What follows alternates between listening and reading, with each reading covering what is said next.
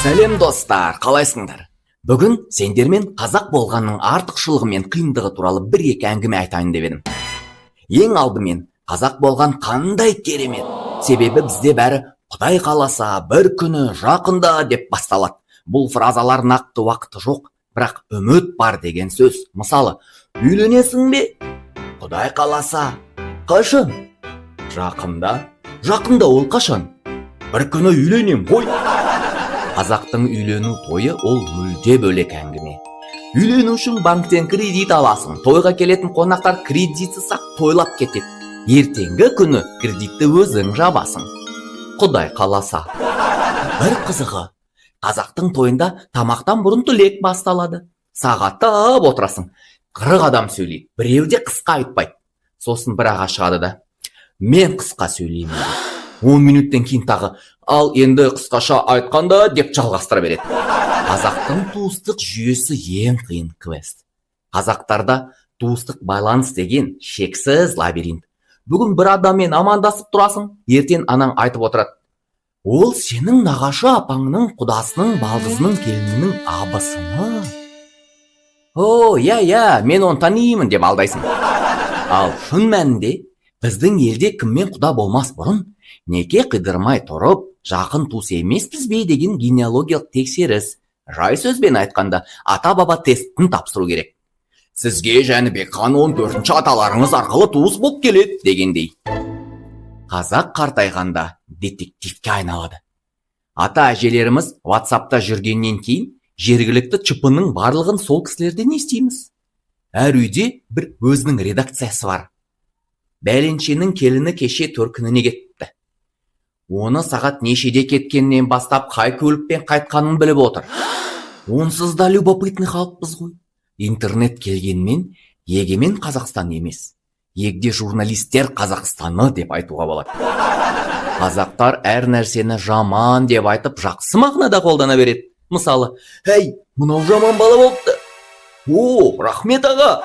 Немесе: мына машинең жаман жүреді. Жаман емес енді.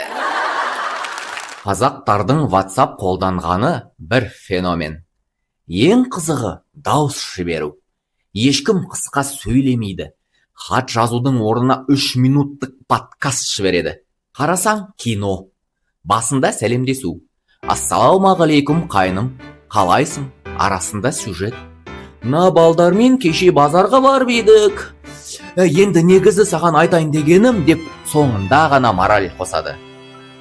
Ал технология демекші. Қазақтарда әлі де пароль 1, 2, 3, 4, 5, 6 қояды. Бәрібір маған дейді. Кім кіреді? Жуырда інімнен әлеуметтік желіге кіру үшін пароль ойлап табуды сұрадым. Білесіз бе ол қандай пароль ойлап тапты? Пароль. Кейбір аға апалар тіпті пароль не екен дейді. Wi-Fi сұрасаң: әй, анау не балам қойған, ұмытып қалдым дейді. Ал енді олардан қанша малдарың бар деп сұрап көрші. 17 қой, 4 сиыр, 21 тауық, тіпті қанша балапандары бар екен жатқа біледі. Бірақ не десек те, қазақ болған керемет. Үлкенге құрмет, кішіге ізет. Тек сол ізетті кейде келген қонақтың бәрін ренжітпей шығарып саламыз деп, 3 күн ет асып, 4 күн шай береді. Орысша айтқанда выбора нет. Бірақ сонысымен де біз ерекше халықпыз. Қазақ қонақ шақырса, дастарханға бәрін салады. Тоқ боласың, бірақ кеткің келмейді. Себебі әлі біреу сөйлеп отыр. Анау жоғарыда айтылған егде журналистер іске кірісті. Қызық қой, қайда кетесің? Сонымен, үйленгенше кредит аламыз, қонақ келгенше мал соямыз, WhatsAppқа подкаст жібереміз, пароль білмейміз, бірақ қонақты ренжітпейміз. Кейде шаршаймыз, кейде күлеміз, бірақ бәрібір Құдай қаласа деп үмітпен өмір сүреміз. Себебі қазақтың күле жүріп, күресетін, шай ішіп отырып философия айтатын ерекше халық екенін білесіздер. Рахмет. Жақсы көретін қазақтарым, аман болыңдар. Айтпақшы, кешке той бар ма? Құдай қаласа барамыз.